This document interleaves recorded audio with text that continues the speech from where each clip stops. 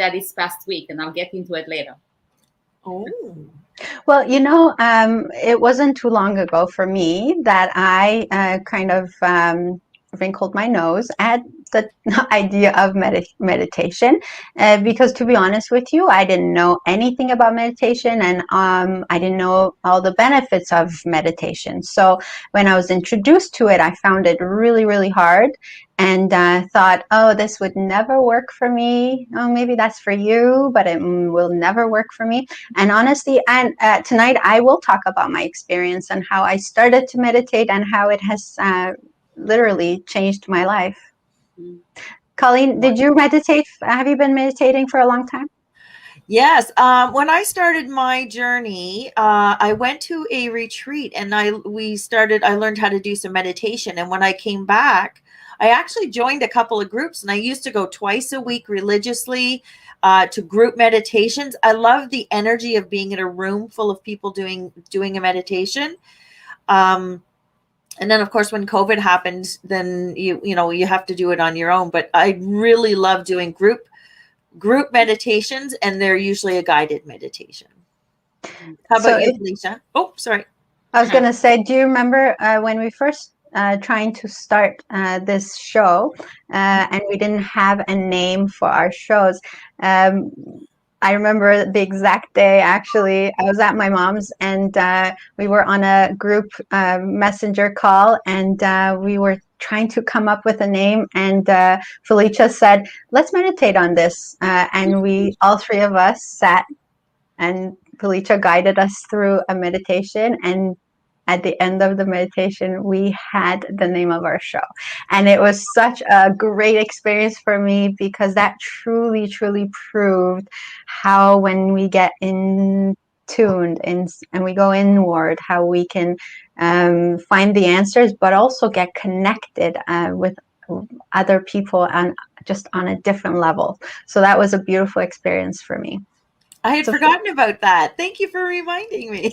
Yeah, that's amazing. I remember too, and I got goosebumps just as you were talking about it. Like, so true. So go ahead. I started 25 years ago when I came to Canada the first time. I took this course in Toronto that was called Rebirthing Meditation. It was an incredible experience, and on and off since, I've been meditating, and I will myself, if time permits, will share my story a little bit of what are some of the benefits that I've noticed in myself with my experience, because it's easier to talk of what you know. I am too. I think that's a great idea. I don't know if you guys remember the very first time you ever meditated or tried to meditate. You do. So I would love to hear that story. And if our viewers have their experiences that they want to share, maybe when was the first time you meditated, or tried to meditate? What was your experience? Drop that in the comment for us. And even if you were watching this after the fact, that just remember to comment with the hashtag replay and share your experience with us. Okay, well, you know what? As usual, we want to start with the definition as given in the dictionary of what meditation means, or what to meditate means. Colleen? Sure, thank you. Okay, so meditation is a practice where an individual uses a technique such as mindfulness or focusing the mind on a particular object, thought, or activity to train attention and awareness and achieve a mentally clear and emotionally calm and stable state. That was a really long one. Would you like me to read that one over again? Well, read it again, and then maybe just give us the gist of what you think that means. Okay. So meditation is a practice where an individual uses a technique such as mindfulness or focusing the mind on a particular object, thought, or activity to train attention and awareness and achieve a mentally clear and emotionally calm and stable state. So what I get from that is basically, we all have our own ways because there's different types of meditation, but ultimately it's quieting the mind, whichever way works for you, and becoming bringing yourself to a calm, clear state. Does that clarify it a little bit? Yeah. And what did you get from that, Felicia? Maybe you have a different. Well, I actually, not that I usually do this, but for some reason I was curious to see what others say that meditation is, because though I've taken meditation courses throughout these past 25 years, I don't remember any of the teachers saying this is what meditation is. So they teach their program, but I don't, right? So I searched. So what I got is that some archaeologists date meditation back to as early as 5000 BCE. Wow. And I found that on Psychology Today. And they also claim that it has religious ties in ancient Egypt and in China, as well as Judaism, Hinduism, Jainism, Sikhism, and of course, Buddhism. But believe it or not, even Christianity, in the Bible, it's mentioned 23 times, which is like, it's mentioned, maybe a different aspects of. So I can say that anything we do in life, it can be said to have some connotation noted above, right? Like the way I said it earlier, like has to do with maybe some kind of a religious tie. However, anything that we know, it's rooted in something that others have said to us. Yet it's left at the level of our own interpretation, right? Our own thought or belief system. What we have learned from others, but also through our own experiences, which in reality, it's only a small part of what the real truth is. So let's not ask what the truth is, okay? Let's leave that for another topic. So I can only say, like, for me, meditation has been a way to optimize my life by helping me learn how to stop the suffering caused by the inside turmoil that has been caused by different things that happened in my life, be that the experiences I've had or traumas I went through. We all experience trauma of all kinds of different levels, of course, or simply by what life has thrown at me, the choices I made. But the choices I've made from my own reactivity rather than contentment with what is, being in that present moment. So I've realized that each time I meditate on a regular basis for extended period of time, I make better choices. I am more patient with myself, with others. I embrace and accept my life just as it is. And I'm more understanding. I'm filled with gratitude and love, and not to mention the ability to really enjoy the present moment while working on my goals, for example, right? And without judgment, without control, without complaint, And that's what meditation is for me. That all sounds awesome. Okay. I want to hear what it is to you too.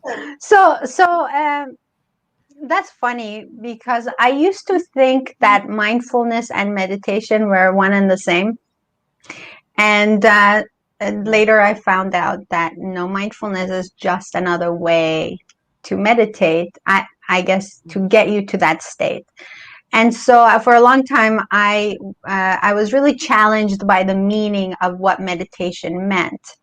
And really, I have lately realized that meditation is the act of meditating and focusing on something in particular, where it be nothing or where it be anything. And whatever you meditate on, you amplify. So if you learn to meditate on a state of calm and relaxation, you stay there. And so that kind of deepened my understanding of meditation. But it's funny because a lot of people shy away from meditation, because if you say that to anyone who's never meditated, the idea that comes to their head is the monks sitting in a very uncomfortable position, and sitting like that for a long time without talking. And so for a lot of us, that is so outside our comfort zone. Our conversation tonight is all about the fact that how we can make meditation easily a part of our lifestyle, whatever that may be. And the only way we can achieve that, we can stick to it, is if we know how it's going to better our lives and it's going to help us live better lives. So that is the purpose of tonight's show. And so what do you say? We go ahead and share our experiences? Sure. Okay. So Colleen, what would you like to talk about? So I have some lists of stuff, obviously, me, I'm the list lady, but but for me personally, I found that meditation helped me feel myself again. Do you know what I mean? Like, and it was funny, in my reading in preparation for this, there was a good point in an article about how, when we were kids, we used to get bored. We used to have moments where you had nothing to do. You would just sit and daydream. You know what I mean? You had quiet moments. And these days, with all the technology at our fingertips and everything that's happening, everything is constantly moving. So meditation is that time to just be in the present moment. And like there's all these different kinds of meditation, and you can visualize, you could do all these different things, but you're taking a quiet moment and you're allowing your body to be in a restful state. You know what I mean? And I think I remember hearing something, and maybe you guys can remember the actual the thing, but like 20 minutes of meditation is equivalent to 4 hours of sleep, something to that effect. I don't know that. I've never heard that before. Yeah, but I believe it. Yeah. So because actually, I believe anything you say. So, well, I did hear that somewhere. I'm not sure where, but it's, for me, it's very much, it's so very calming. And so like, and it does, like, some of the proven effects of meditation are lower blood pressure, reduced anxiety, improvement from a depression. Like, there's a whole list of things that come from just slowing down, being in the moment, and breathing. Because meditation, regardless of the type of meditation it is, there is a big focus on being aware of your breath, taking deep cleansing breaths, and it just calms you. It's beautiful. Felicia, how about you? Well, you've mentioned a couple of the benefits, and interesting enough, even Mayo Clinic, believe it or not, has done studies on meditation. We don't have extensive studies and scientific proofs, but in the little time that they have done some studies, they say that meditation actually addresses stress, whether positive or negative, reduces anxiety, as you said, and chronic pain, even depression, heart disease, high blood pressure. I read an article in the Insider not long ago stating that there are so many mental health benefits because it helps with the focusing and concentration, improves self-awareness and self-esteem. And as mentioned with the Mayo Clinic, it does help with anxiety and stress, but it even helps physically because it could help increase our tolerance to pain, which means less need for medication and, of course, no side effects. And the one that I thought was very important, and I want to mention it here, is the fact that it helps, believe it or not, with fighting substance abuse. So those are facts. Those are not just, me saying that. Those are just things that have been documented. By medical doctors, by people with in a study group, right? So for me, why meditate? As I said, I've mentioned some of my benefits earlier, but funny enough that we came up with this topic today because about 5 days ago, I just signed up for a course for Vipassana meditation. And we will talk about different types of meditation. You, Colleen, already mentioned, and I think Della, you too mentioned mindfulness. That's one type of meditation. And there are about 9, 10, or maybe even more than that. But Vipassana, it's a type of meditation that it's all about self-transformation to self-observation. So it's that deep, deep interconnection between mind and body. Understanding yourself by observing your feelings, your emotions, your sensations, just as they happen, but without allowing it to dictate what you are going to do. Rather observe it, tell yourself what you want to do instead of autopiloting thinking. Doing and feeling and reacting on autopilot without even being aware why you do that. And amazing for those who have experienced trauma also. It's very beneficial. And honestly, we all experience trauma. We think that trauma is only for someone that's been abused or hit by the car. But it could simply be a dog barking at you. That could be a reaction that could be traumatic for a young child or even an adult, So learning this it's incredible, because these past 5 days, I've had such comments from coworkers and friends even, because what I decided to do is limit go into a silence, eating different types of foods, like very, very little food compared to what I usually eat, and vegetarian, of course. And more than anything, I've meditated up to 9 hours a day, which I've never done my entire 25 years of practicing meditation. And I never thought that I'll be able to, because like you said earlier, Colleen, sitting in that one position, I thought I have to sit there in that one position, and how am I going to manage that pain? I said that. Oh, you said that. Okay, so I'm sorry, Bella. You said Just a little technicality. In my case, I thought I have a broken knee. How am I gonna bend that knee and sit like that? What if it locks? What if it's... So I've realized these past 5 days that that's all lies that we play on autopilot in our head. Because I sat there for 2.5 hours at the time without having to move. But what I've also learned through this Vipassana is that there are different positions in which you can transfer yourself.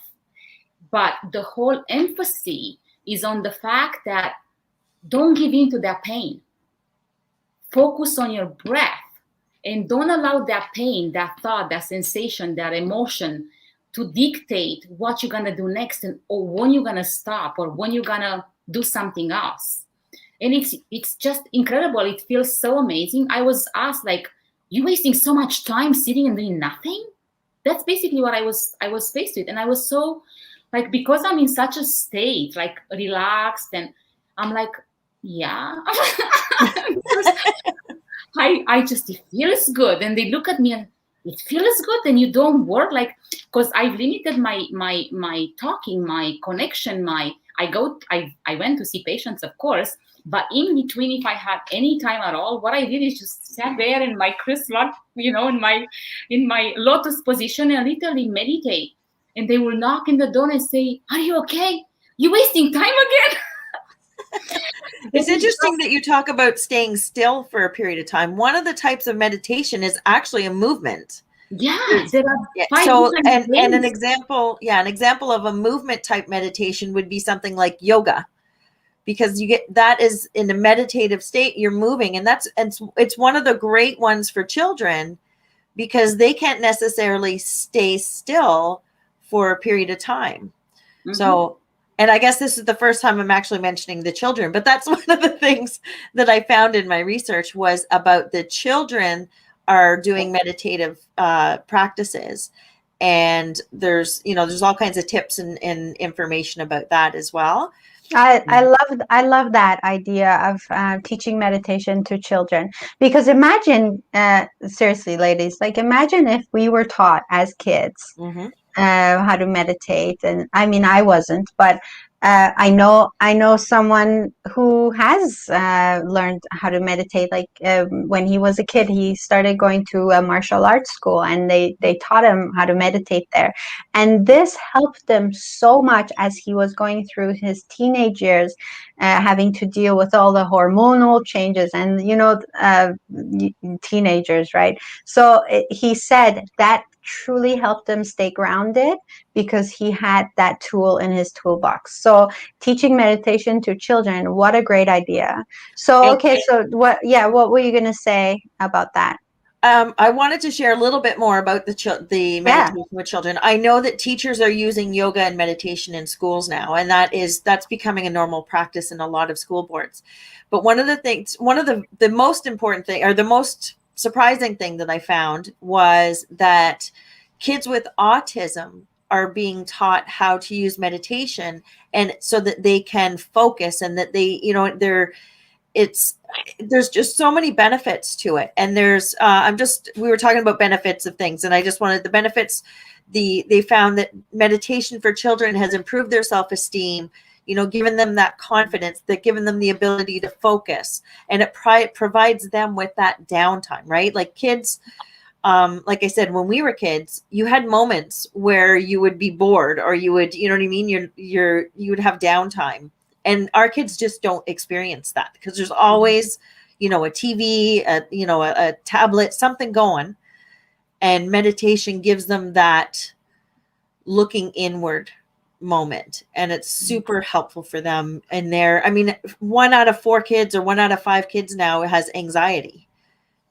That's why they're introducing meditation and breathing, just simple breathing exercises into schools. So. Just a side note, I just had an aha moment. Kids got grounded. Yes. Right, and they were being sent to a corner. So I wonder if the purpose behind that, when the first time someone came up with that idea, was to get that kid into a quiet space. Yeah. I don't know. I'm just saying, grounded. So we are constantly looking to get grounded. Yeah. And it put a very negative it did connotation to it, right? Where by teaching meditation with children, is you're putting that positive and that self of control. And I think that's why it helps with their self-esteem, because it gives them the ability to own what they're feeling in that moment. Oh, good idea. Or quiet, like you said, grounding, Bella. I think to me, I used to call it timeout. And for the purpose of doing that with my girls was to just simply have them quiet their mind and think about what they've done and how can they do that better next time. Like, it's because, talk about putting them on a corner. I remember I used to have a chair. A little chair in the corner. I say, you stay there right now and think about what just happened. And then like that time was valuable because it took them away from the busyness of what, and reacting or doing things without thinking. So that's why, in the simplest way, meditation is all about training the mind to listen to you rather than you listening to your mind.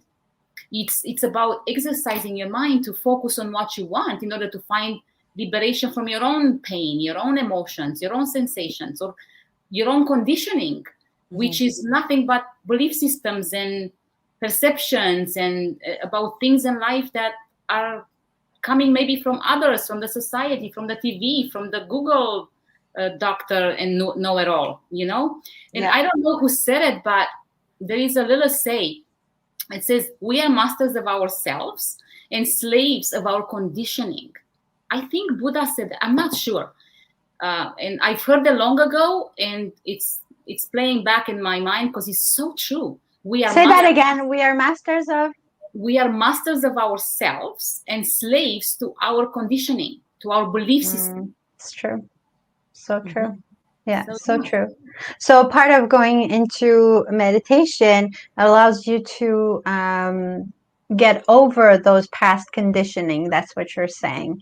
It's a way. Got it correct. Not necessarily get over, but understanding that there is a reason why we think and we react and we do things the way we do.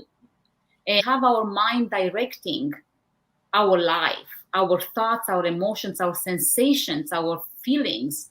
It's what directs what we do, rather than becoming consciously aware of your mind, focusing and deciding without having to decide based on that emotion. That emotions, as we know, don't come and go. They change all the time. So imagine if you make a major life drastic decision in the midst of your upheaval of emotions. Like somebody also said, I think it's an old say, where you don't make decisions when you are upset, when you are mad, or when you are ecstatic. Either way, whatever extreme.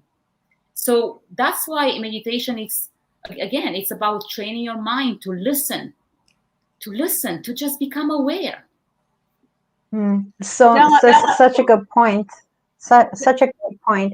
Whenever we're faced with making a major decision in life, the worst place you can make that decision from is in a panic mode or in a stress mode. So I can see how, really learning to meditate and calming yourself down can help make the best decision possible. And actually, I had an experience with that too recently. Colleen, sorry, I cut you off. Well, I was curious. I wanted to hear, because I know that you said that initially you were hesitant to meditate. And I'm curious, what was it that what prevented you from jumping into meditation? Was there something about meditation that you thought was like a whole bunch of hooey, or? I think a little bit of everything. I had a really good friend who introduced me to the idea of meditation. My mom has been meditating for a very long time, actually. So I knew a few people. I shouldn't say a lot. A few people in my family and friends who also meditated. I think I always looked at it as something really hard to do. Because I always thought, oh, I have to like shut down my thoughts. Like I have to quiet down. How do you do that? Like, I think that most people say that, how do you not think? This is, because people think, oh, you need to shut off your brain if you want to go into meditation. And I think in a way too,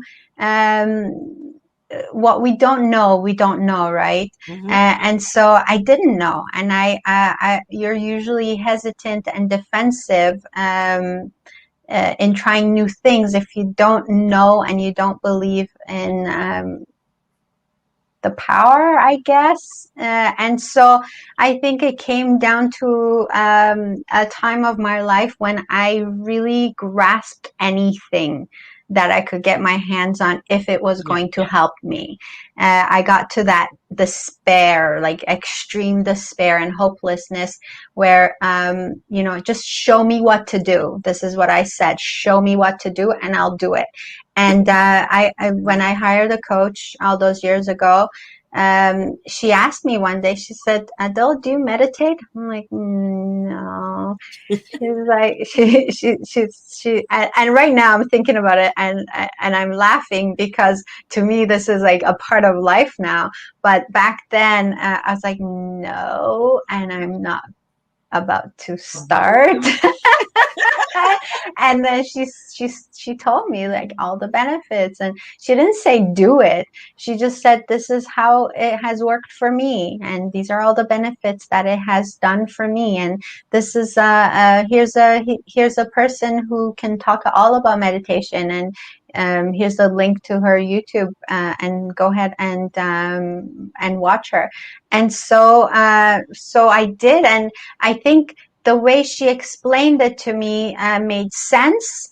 And I was like, well, I got nothing to lose. And so I started, and I used an app called Headspace. And this is no way in advertising for Headspace. I'm just saying, I mean, you can use the free version if you want, but you start by 2 minutes. Yeah, honestly, that's all I did was 2 minutes. And I liked it. And so I know, and slowly it just became more and more and more, and yeah. So that's how I knew started. that Headspace would come into the conversation at some point, because I think that they're the ones that brought meditation to the masses, To the right? Like, mainstream, yeah. because it was something that was scary for some people. And it's funny because when I was looking at the different types of meditation, one of them, and it's the spiritual meditation, is, when people say, oh, I'm going to go pray on it, right? The spiritual meditation is connecting with, in pure spiritual intelligence, we call it source love, right? So, yeah. So it, something greater than ourselves. So whatever that is for you, that's a form of meditation. When you do that, that's a form of meditation. And people don't put those two things together. They think they're completely different, but it's a similar thing. It's the same thing. And then there's one kind I wanted to share with you before we move on. There was one kind that I thought, oh, that's the best kind of meditation. It's called loving kindness meditation. And I love that you, Felicia, is nodding up and down. So it's basically a meditation that focuses on giving and receiving love. So you get into that meditative state and you just emanate love and receive love. And I'd never heard of that before. And I loved it. Somehow I feel like I've heard of this through some program from Joe Dispenza, Dr. Joe Dispenza. Maybe not. I'm not sure, but I think healing is another one, by the way. Wow. So, I mean, the benefits are just countless. Yes. Countless, right? Countless. And so, if you were to say to someone, Felicia, let's say someone's watching this and they're like, it's not for me. What would you say? How would you compel that person? I'll probably start with questions. I will say, do you agree that though you are an intelligent human being and you are educated and you have learned a lot in your life, there are so many things about and in life that you don't know about yet? Would you agree with that? I would say yes. Okay. Do you also agree that if we start anything from a place of humility, you can actually learn something new every day, even from those whom you believe have nothing to teach you? Has that ever happened to you? That's a good philosophy. Yes, all the time. It's happened to me as being a mother of 3 beautiful girls. I'm blessed with that. So thank you. I've learned so much from my girls again and again and again. And I used to call them little humans teaching mom. And I've learned persistence. I've learned determination. I've learned what happens when you practice something again and again. So let's, for example, take the baby as an example. When the baby starts walking, and you both are mothers, so you've seen that. But even those that are not parents have seen that. When you see the baby for the first time standing up, wanting to walk, what happens?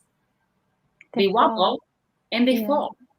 But do they do they start thinking about, oh my gosh, this is so hard, I'm going to just stop. I suck at this. Exactly. I'm not doing it anymore. I'm just going to lay down here in my playpen or my bed or whatever I'm in here and do nothing else because it's easier to just walking is not for me. What's the point, right? They don't. What do? They stand up again and again. And what happens? They fall again and again. And they even get hurt and they don't stop. They keep on going. They become the masters of standing and walking and running and destroying our homes soon enough. Right? So that's what brings me. That's what I would say to someone that says, oh, meditation is not for me. Meditation is waste of time. Meditation is sitting in one position and doing nothing but wasting. Or how can you possibly stop your mind with one thought? Well, when you when you learn how to walk, or when you learn how to read, or when you learn a new language, if you ever learn a new language or a new something, anything, when you learn how to bike, how to swim, did you know it? Did you feel comfortable? Did you think that this is amazing? Or you feel, oh my gosh, I'm never going to learn this? I remember when I came to Canada, I didn't speak a word of English. The only word I knew is hello. And trying to learn the first couple of months was like, I'll never learn this damn language, because every time I will learn a word, that word will mean something else in a different environment, in a different sentence, in a different... I'm like, how am I going to learn? There is no grammar, there is no structure, there is no... That's how I felt, because my native language it's a Latin base, so we have different, very very strict grammar that you follow, and once you learn that, you know the language. So it's the same with meditation, and let's remember that there are so many types, like the way Colleen said. One is mindfulness, and I think the most common that people are aware or familiarized with, because of what's happened now with these new apps, is that guided meditation. And it's a start, but I will say this, like, if you start guided meditation and you think it's amazing, don't stop there, because there is so much more to meditation than just being guided. Guided, it's a way of starting. It's like the baby when, you have the walker and he walks with the walker, right? And eventually he's on his own and he needs to learn how to take those steps on his own. It's the same thing with learning how to quiet your mind on your own way. However, it's important to know where you start. How do you start? And perhaps even understanding which one is what and what kind of meditation gives me what, to decide from your own goodness in your own heart what resonates with you, what's right for you. So we can delve now into talking about what types are out there, or if you guys have anything else to say, but that's what I would do. What do you guys think? Yeah, I think that's good. Yeah, go ahead, Colleen. If someone came to me and they said, oh, meditation's not for me, and I'd ask them, first of all, so, what's your experience been with meditation? And if they tell me that they haven't tried it because it's, it's silly, I'd say, then how do you know? There's so many things that we have in the past made decisions about without actually trying it. It's like when those toddlers are saying, you put a piece of broccoli in front of them and they say, I don't like it. And you know what I mean? And I'm not doing it. And then they taste it and it becomes their favorite vegetable. How do you know? I like how you did that, Colleen. Do that again. But how do you know unless you tried it, right? So I would encourage them to try it just once. And I did a 10-minute guided meditation that I posted on my Facebook group. That is a great way to introduce yourself to a guided meditation. And I know Felicia, you mentioned that, it's not the only thing. One of the things I love about the guided meditations that I've been a part of is that of the 9 types of meditations that I learned about in the article from healthline.com, my guided meditations, the ones I've participated in, have like 7 of those things incorporated into the one guided meditation.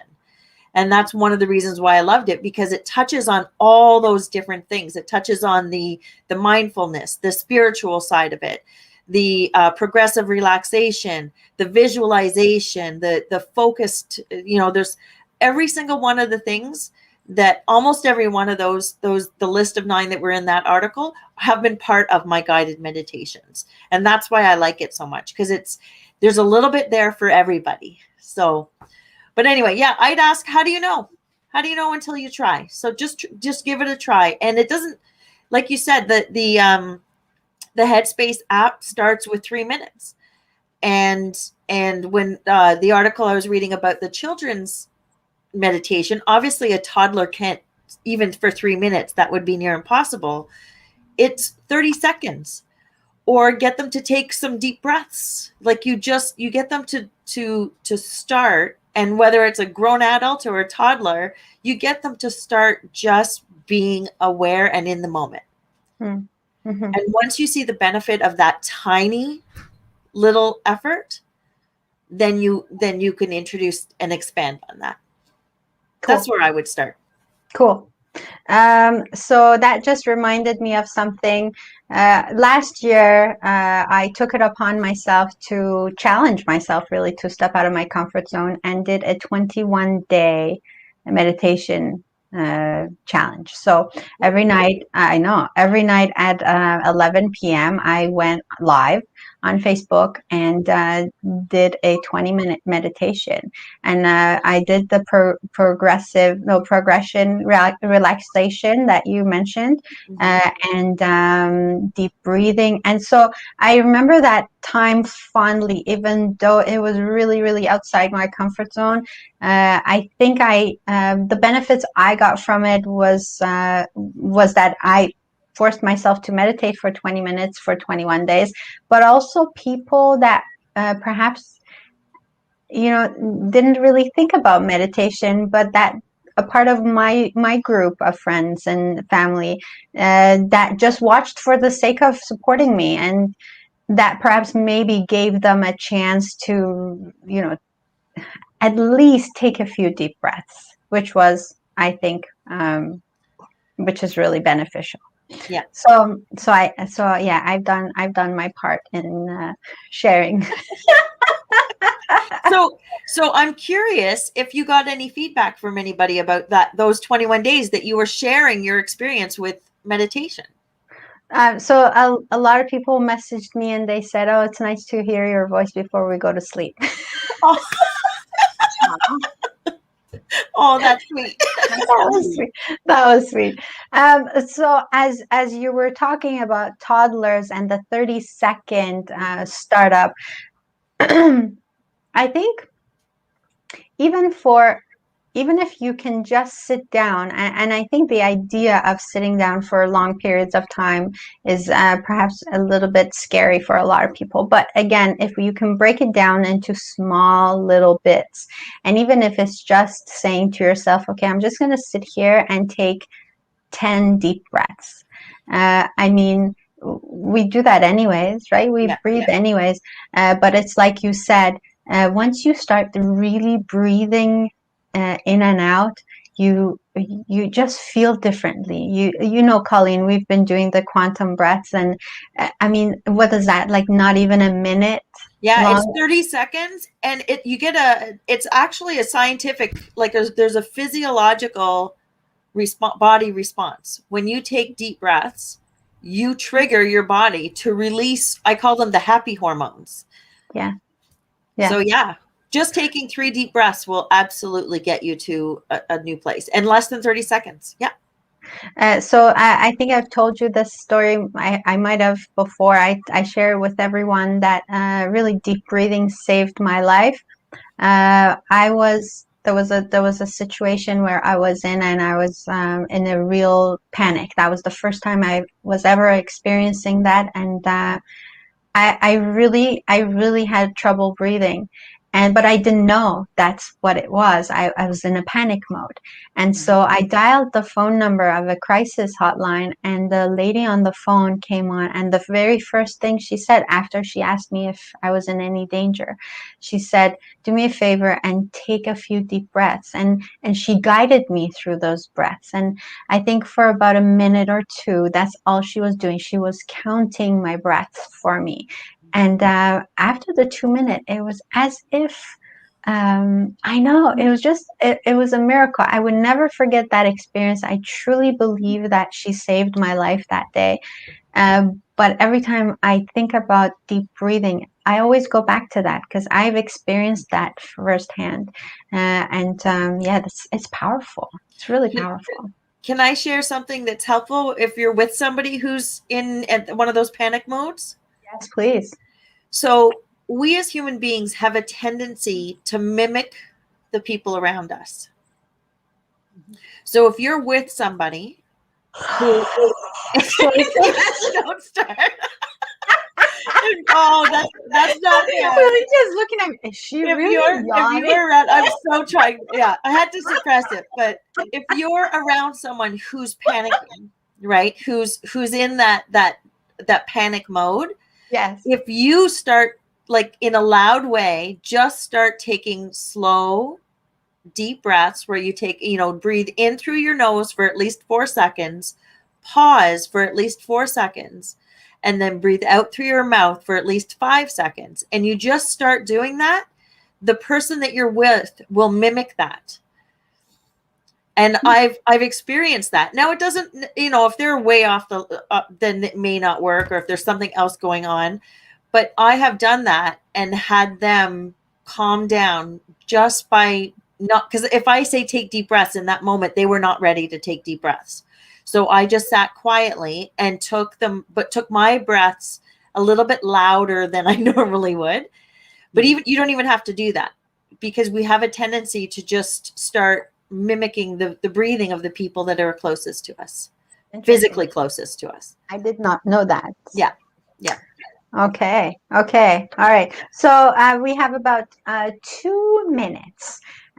So, no, sorry, 10 minutes. My bad. 10 minutes. Wow, we haven't talked about much. Yeah, we've got about 10 minutes. So I want us to leave people with as much as possible. So Felicia, what do you got? So I'll go into this process, how to start the process, but I want to mention, because of both of your comments, did you actually know that meditation can help greatly with PTSD by reducing the symptoms and even reversing them? Actually, there are studies done on that. And also want to mention that psychologists have even dived into this system, and they use it in some of their practices.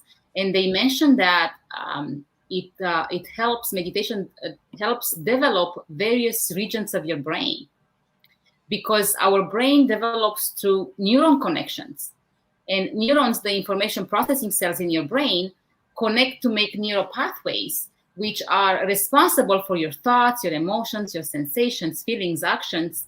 So when you repeatedly do an activity such as meditation, you strengthen the neural connections involved, which develops the associated regions of the brain. Studies show that meditating for about 30 minutes daily increases the gray matter density, and also that's the matter that is in the hippocampus part of the brain, and some parts of the frontal regions of the brain, which aids in learning and memory, and it really helps with retention of facts and having a more mindful behavior. And that's why it helps with children that have been diagnosed with ADD, or they have attention deficit disorders, or even autism, believe it or not. Yeah, you mentioned, I think it was you, Colleen, that mentioned that. So autism, it's amazing. So now, if there is anyone out there who has never done meditation and it's sort of on the fence of not knowing, as we keep on saying that we throughout our life we keep on learning. So maybe if you hear this word meditation too many times for the next 2-3 months, make a decision to at least try it. That's how that's how I do things. Like if I hear something and I'm not aware of it, and the first time it's like, yeah, right, sure. And the second time it's like, whoa, that's the second time I'm listening, I'm hearing that. The third time I'm like, I'm getting into it. Like I'm taking the course. It's like, it's my sign. It's my sign. So yeah, the universe is speaking to me. It's my I just developed that, I guess, that way of doing things, like, and that's how I end up taking so many courses in so many different aspects of. We were talking about that earlier. So let's keep something in mind. Let's say with this, has to be a process. So I think the easiest way is to follow some steps. So I'm going to go through a couple of steps, and then if you guys have anything else to add, please by all means do. So I will say this: first and foremost, find a location, somewhere you feel most comfortable in your home or in your surroundings, somewhere in your office. It could be even in your office, or car, or anywhere. That don't drive and meditate though. Okay. So make it like your special spot, okay? But I will suggest to consider doing it for at least 21 days on a daily basis. at least, because studies show that in order to learn new things or let go of certain habits, we've got to have to do those certain things for repeatedly for a minimum of 21 days. So remember, it's all about practice. And the more you practice, the faster you advance and the easier it becomes. Okay? So remember to make it feel comfortable, because if it's welcoming and making you make that little spot comfortable for you, you will want to go there. Will be your let's say Zen corner of the house, you know. So the first step is to get comfortable, to find a spot where you can make it comfortably for you. You can sit, you can stand, you can lay down on a yoga mat, you can whatever position you like. Like there are 5 ones that yogis use, but honestly, as a beginner, find a position that you feel comfortable in. Start with that. Then second, it's about practicing. So practicing something must have some time allocated regularly. So that's why it's very, very important to decide and keep up with that time. Find the time in your schedule that you can possibly put, as Della said, even start with 2 minutes. I would say 5 minutes, because by the time you get into that comfortable spot, and by the time you close your eyes, and by the time you try and say, okay, I'm going to think of peace, or I'm going to think of my breath, it takes you a couple of minutes to even get in that state. So give yourself 5 minutes. Start with 5 minutes. It sounds like it's a lot, but put the timer on while you kind of prep yourself in that position. So that way it doesn't seem like it's, sitting in one position for more than 2 minutes, okay? So that's another thing. So first, find your place that it's most comfortable. Find the position in which you like to sit or stand, or even walking. If you prefer walking, that's fine. And then remember to put allocated time every day at around the same time to do that. So it becomes like a habitual thing you do, like just the way you wake up when you brush your teeth. Some people do that the first thing in the morning. Others do other things, but I'm just giving it as an example. Okay, I'm not going to go there. And third step will be to remember to sit. And before you start anything, set your clear intention and goals. Because otherwise, it will seem as if you're wasting your time. So think about what is the reason I'm doing this? Is it because I want to be able to focus on my breath? Is it because I want to be able to stop my mind from going in thousands of different directions at the same time? Is it because I want to find peace, like these people that meditate talk about peace? I want to see what that is. Doesn't matter what your intention is. Just set one intention or have a goal in mind. At the end of these 21 days, I want to something at the end of it. So you decide, okay? But have that goal in mind, or that clear intention. Can I just cut you off for one moment and say something here? I have a viewer that is watching us from Iran, and she's so cute. Shahnaz, hi, if you're still here. She says in Farsi, she says, I don't understand anything. I just came to say hi and say wish you the best. Wish you the best. So hi Shahnaz, thank you for watching us. Okay, awesome. So was there another step, Felicia? Yes. Then it's another thing that there are 2 more steps. Okay, so please remember, you must come with a knowing that meditation, it's simple, yet it is hard. So please be prepared for adversity and ready to fight your own mind and body, because you have learned to think and do things in a certain way for all these years that you've been alive. It's not going to be easy to change the habit of having your mind thinking of so many things at the same time. And the moment you sit in that position and you say, I'm going to put the timer on for 5 minutes or 2 minutes, if you want to start with that, do whatever time works for you. So you for sure will do it for 21 days. your mind is going to start playing tricks on you. And I have a little exercise at the end to prove that. I will prove that in 2 minutes. 2 minutes. And another one is, which is the last one, is the most important one. Be humble and remind yourself you are learning only if you are open to learning. So I personally found that unless I was humble enough and let go of myself, I was not able to learn the teachings. If I think I know enough, I don't need to learn this, this is not something for me, if that's how I started, I will never get to the point of wanting to learn anything. So do you remember the steps, or should I repeat them? Let's see. Find yourself yeah, go ahead, Colleen. Go ahead, Colleen. I'd like to share some because those are great mindset steps. I'd like to share some steps on actually like doing a meditation of some sort. Would that be okay? That would be okay. We're going to go over time. Yeah, I know we're running out of, so I'll try to do it quickly. The first step, I agree with you 100%. Like all of those things I agree with 100%.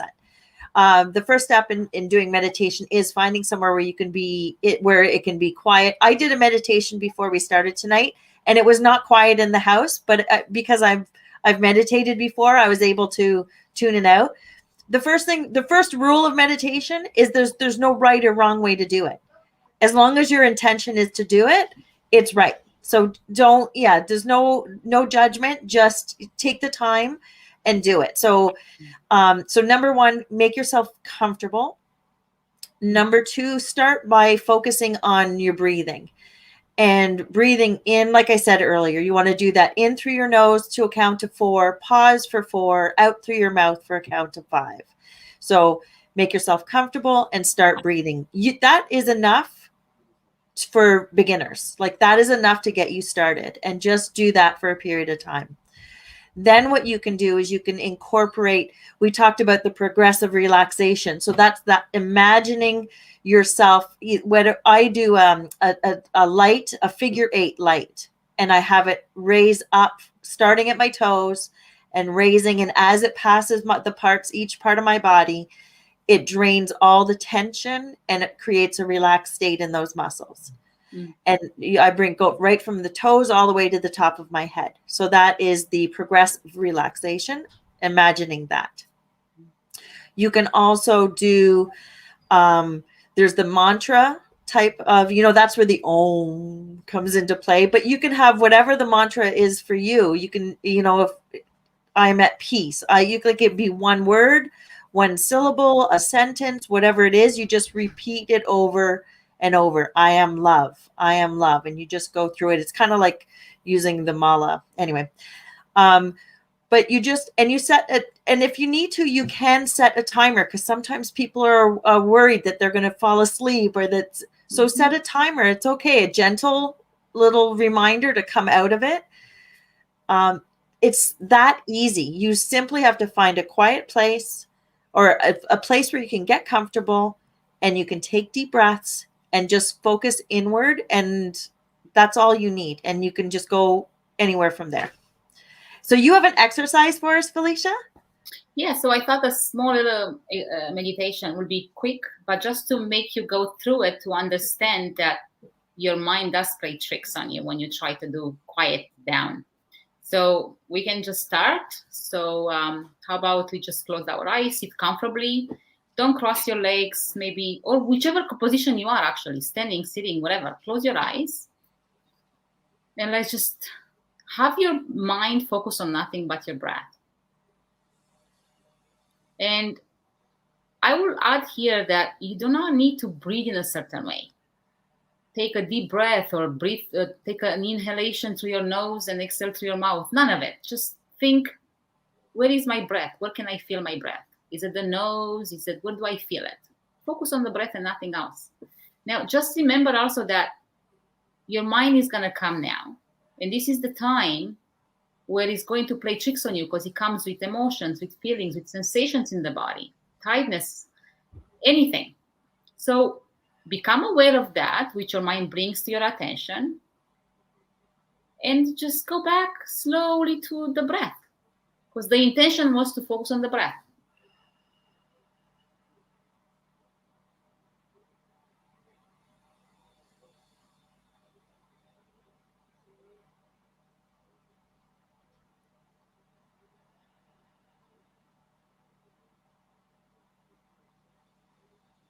Again, if thoughts come to your mind, let them come, acknowledge, and move back to your breath. Focus on nothing but just that breath.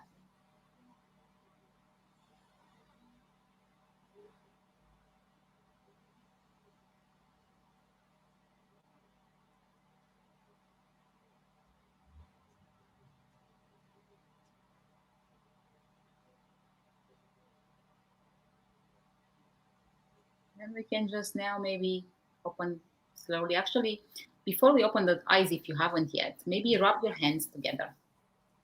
Create a little bit of warmth and friction in between your arms, your hands. And then cover your eyes slightly.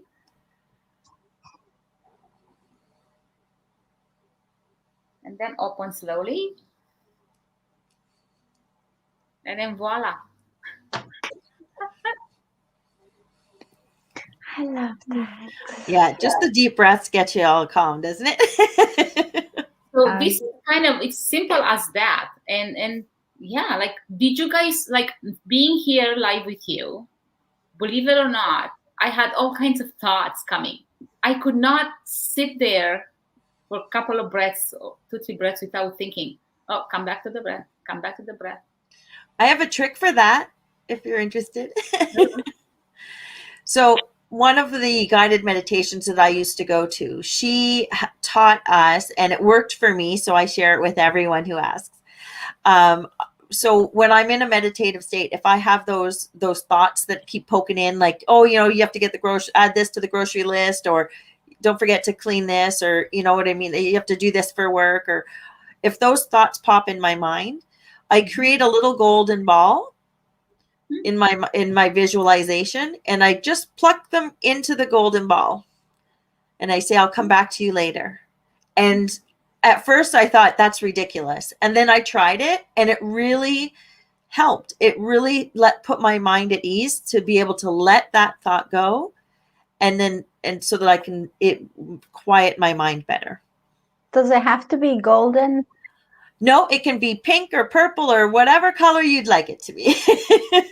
I thought there was a significance to golden. No, it was just something. So whatever works for you is you just create a space, and it doesn't even have to be a ball. It can be a bucket. It could be a flower. It could be whatever you want it to be. It's just somewhere where you're placing those thoughts and you're setting them aside.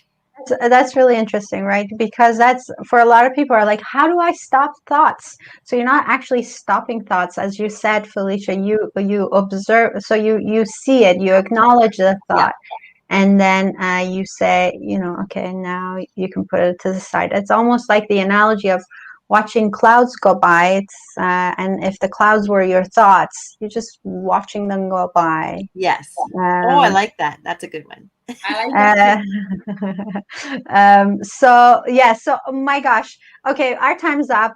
And I had so much fun, just as always. It's lovely to chat with you, ladies, and it's always so helpful. Even even if someone were to watch this show and has never meditated before, they got a lot of tools to even maybe spark that idea that maybe, just maybe, I could try this. So if we get one person to try it, we have done our job.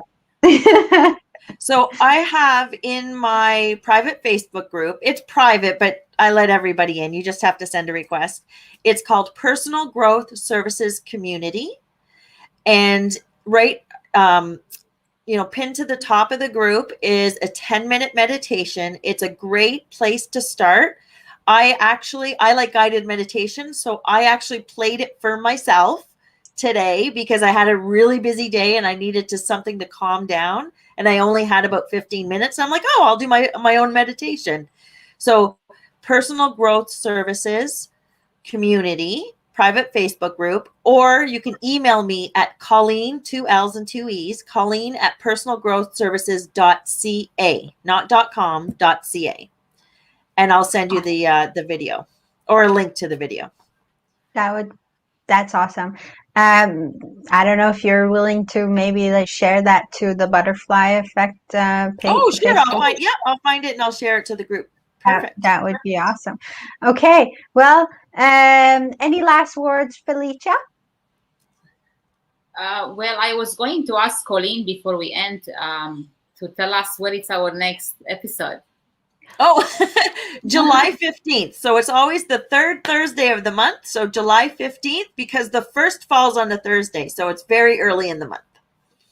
Perfect. Okay, wonderful. So just a reminder, this is the butterfly effect, which brings you love, Hope, and compassion.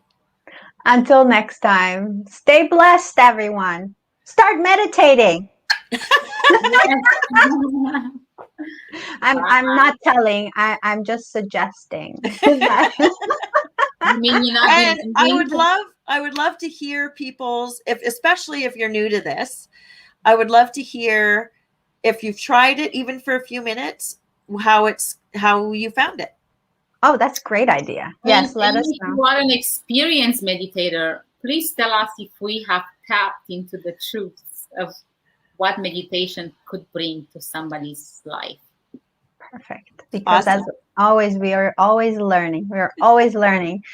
So thank you, everyone who's joined us tonight or will be watching this show. Remember to leave us a comment with the hashtag replay so that we can see your comments. Join us next month on the 15th of July for our next episode of the Butterfly Effects. Bye-bye. Bye. Bye, ladies. Bye.